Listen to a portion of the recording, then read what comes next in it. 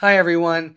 Harry here to talk about a quiet sort of series of alarms that are being sounded by federal judges, the ones in D.C. who have presided over the trials of the January 6th defendants at the suggestion out there that Trump is going to be pardoning some, many, most, whatever. These are judges on both sides of the aisle. And what they have in common, of course, is they presided over these cases and saw the violence and constitutional treachery of these defendants, who now number over 1,500. It's the biggest DOJ operation in DOJ history.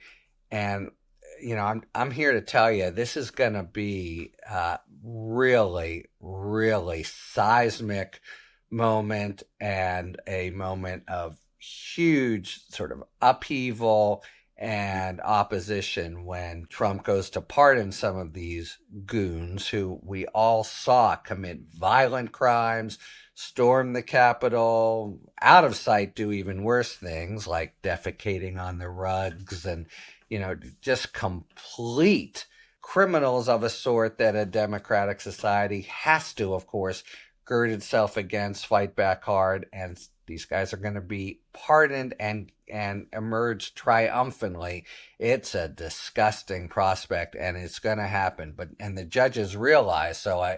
In a pretty poignant remark by a judge recently, this is still going on. Just a couple of days ago, they finally found someone they'd been looking for since January 6th.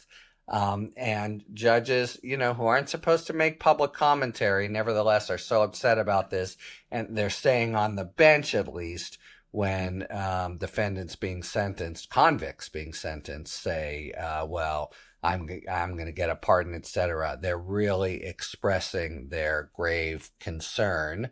This is how the former Chief Judge Beryl Howell put it: the rewriting of the history of January 6, 2021 is incredibly disturbing. There are politicians on the Hill trying to rewrite the history, and that's just a fact. And the judges have had the front row seat as the government has presented really vivid, irrefutable evidence of just violent crimes, which, by the way, are generally considered off the table for pardons, and just really an assault on the Constitution that Trump now proposes to pardon. So this is really a matter that, judges are lending their fairly quiet voices because it's while they're on the bench and sentencing folks, and this series of comments hasn't gotten a lot of media coverage, but maybe it will.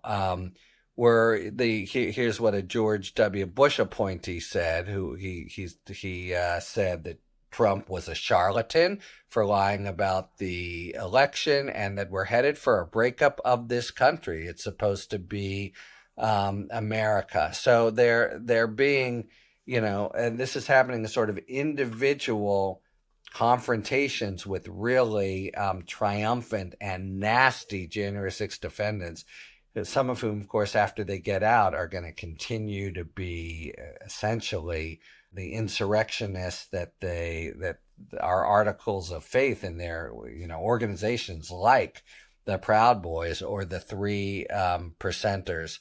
So there's just one after another. Reagan appointee, and talking about the true story of what happened on January 6th will never change.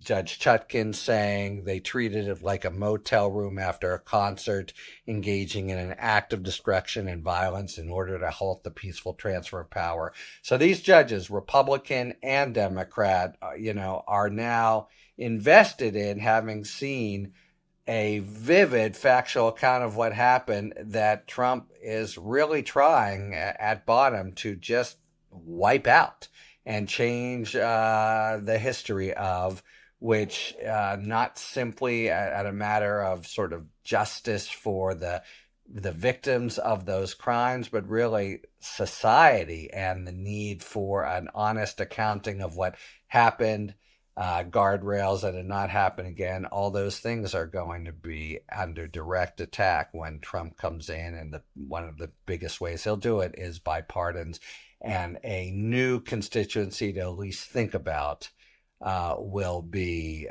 judges. Also, an interesting point will be, will the whole operation, which is still ongoing, just be shut down by Trump, so no more prosecutions of January 6th defendants? This is really shaping up. Some of their fights are at the sort of bureaucratic level and play out in papers in Congress. Pardons of January 6th defendants are about as sort of divisive and partisan and kind of repugnant, I think, to people who have rule of law, pro-Constitution vantage points. I'm one of them, but there are many others. It's going to be a really, really ugly time. And the fact that you have judges on both sides of the aisle already making these noises should be pretty sobering and should be getting more attention than it is getting, which is one of the reasons I wanted to do this account of it. But it ain't going to be stopping soon. They're going to be, embodiments of justice saying that what Trump is doing is deeply unjust, as indeed it will be. Talk to you later. Thanks for tuning in. If you enjoyed this video and other Talking Feds content, please take a second to like and subscribe. Talk to you later.